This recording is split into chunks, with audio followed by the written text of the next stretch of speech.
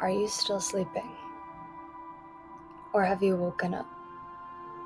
I recently started reading a book called You're Not Dying, You're Just Waking Up, and some of my takeaways from it have been kind of earth-shattering in a way.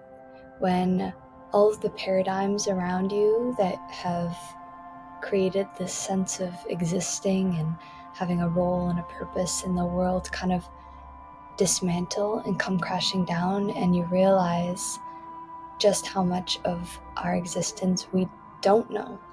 We can only perceive through the senses, like seeing, smelling, listening, but there is so much more to this world, energetically even, that we're not even aware of. The author brings up this idea of the 3D versus the 5D, and I found this quite interesting just because we think we have it all laid out.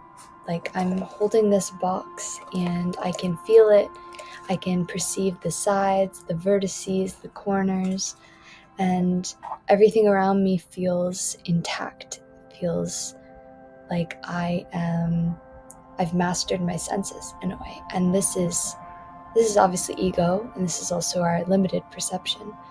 And as we know, there are so many other layers, energetically and vibrationally speaking, to this world that we're in. And there is auras and frequencies and energy that constitutes all things.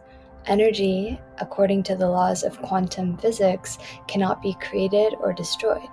It is constantly moving through cyclical motions. And a side note here, but a large part of my thesis work is focusing on the idea of intergenerational trauma and the way that that is kind of passed down, recycled through generations. And started this show like back in September, talking about the idea that you are your living ancestors, and we only get maybe like 100 years max of a stint of time. But if you see it not as you are just this separate 100-year lifespan, you are a continuation of all the lifespans that enabled you to walk this existence on earth and to have this here and now. And how can you use this here and now to wake up? There is this quote I recently heard, and it's, ego lives in the head. Your true essence, love, your humanity lives in the heart. And so how can you get out of your head and tap into your heart? Another large component of what I've been reading about recently is that there's this idea of letting ourselves feel. Our bodies are archaic. Doesn't matter your biological age, your body carries so much innate wisdom for survival, for connection to self, to others, and your body knows. So if it is telling you something, how can you listen to that? Is it telling you that you're overworked, that you're tired? Is it telling you that you need to take a step back from the social sphere for a while? Is it telling you that you're craving something? Maybe it's some fresh air, or a certain type of food, or a certain activity, even moving your body in a specific way. How can you listen to that? Because your body is a vessel, and it's telling you things. And so this idea of waking up is realizing all of the ways in which we've been conditioned and molded, and really, really sitting with that and scrutinizing it and asking, well, why? And I think it's in the silence that we can become the most sound within ourselves.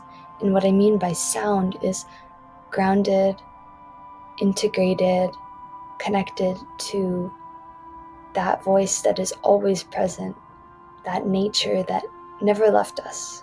We might have left ourselves in the pursuit of happiness, success, status, wealth, abundance, but ourselves never left ourselves.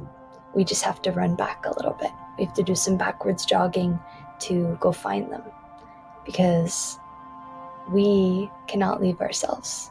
That is the special thing about being a human and a soul. You have this body, you have this mind. They are, of course, inseparable. They are always through line communicating one to the other at all times. That's why breath regulates the body, regulating the body calms the mind. There's just this exchange that you can't isolate.